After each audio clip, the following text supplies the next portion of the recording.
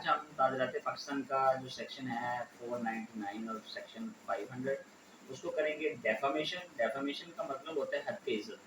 اب for example ایک civil defamation ہے، ایک کرمنل ڈیفامیشن. اور ڈیفامیشن آرڈیننس جو 2002 تھا، کچھ اس کے تحت ہم بات کریں گے. ایک بار میں آپ کو بتاتا چلوں کہ جو ڈیفامیشن ہوتا ہے، حد کی عزت ہوتی ہے، وہ دو قسم کا ہوتا ہے، ایک سلینڈر اور ایک لائبل.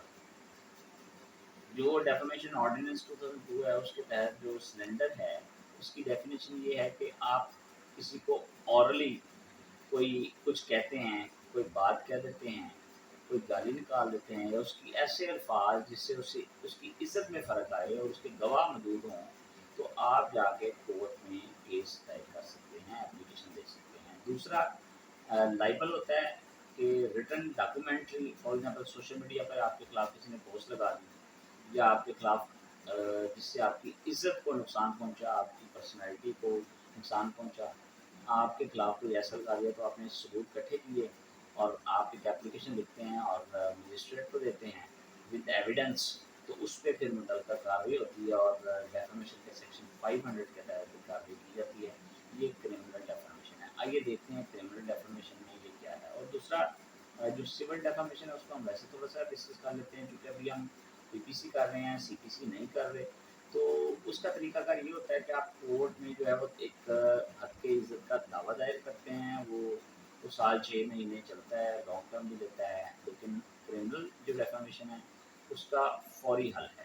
آئیے دیکھتے ہیں سیکشن 499 جو ہے ڈیفامیشن کا، وہ کیا کہتا ہے. whoever by words، کوئی بھی شخص الفاظ کے ذریعے either spoken or intended to be read، کہ وہ پڑھے یا الفاظ کے ذریعے، اور بائی سائن یا سائن کرے، اور ویزیبل ریپرزینٹیشن اور خود وہاں ظاہر ہو، میکس اور publishes any imputation concerning any person intending to harm, جس سے اس کی عزت کو نقصان پہنچے اور اس کا ارادہ ہو، نوئنگ جانتا ہو، اور having reason to believe that such imputation will harm, کہ اس طرح کی جو چیزیں ہیں وہ اس کو ہارم کریں گی. The reputation of such person set except in the cases here and after accepted to defame that person, اور اس کی عزت کو نقصان پہنچائے. اب اس کی کچھ ایلسٹریشن ہے تاکہ ہماری آسانی کے لیے انہوں نے لکھی ہیں تاکہ ہم سمجھا سکیں آپ کو. اے از asked with who stole B's watch. یہ پوچھتا ہے کہ جو بی ہے اس کی واچ کو کس نے چوری کیا ہے. اے پوائنٹس ٹو زی. اب یہ کہتا ہے وہ فلاں تھرڈ بندے زی نے کی ہے. intending to cause it to be believed، اس کا ارادہ یہ ہوتا ہے کہ لوگ اس پہ بلیو کریں دیٹ بی اسٹول واچ، کے اس نے واچ کو اسٹول کیا اور اس کی عزت میں فرق آئی. دس از defamation unless it falls within one of the exception، تب تک جب تک اس کی ایکسیپشن نہ پیش ہو. اس طرح ڈفرینٹ جو ہیں اس میں ایلسٹریشنس لکھی ہیں، لیکن ہم نے جو ہے وہ ایک ہی ڈسکس کی ہے. اور اس کی ڈیفامیشن کے سیکشن 500 کے تحت اس کا جو پنشمنٹ ہے اس کو ڈسکس کرتے ہیں. پنشمنٹ کیا ہے.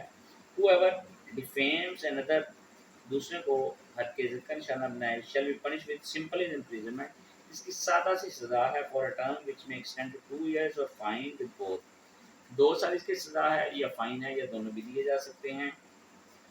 اس کا جو دوسرا طریقہ کار ہے provided that the originator of the defamatory imputation shall be punished with imprisonment 5 with description for a term which may extend to 5 years اور 5 سال with the which shall not be less than 100,000 rupees اور 10,000 روپے سے تک اس کو جرمانہ بھی کیا جا سکتا ہے. تو آئیے یہ بڑی آسان سی ڈیفامیشن کی تعریف تھی اور ڈیفامیشن کی جو یہ پنشمنٹ تھی. امید ہے آپ کو آج کی میری ویڈیو پسند آئی ہوگی. Thank you.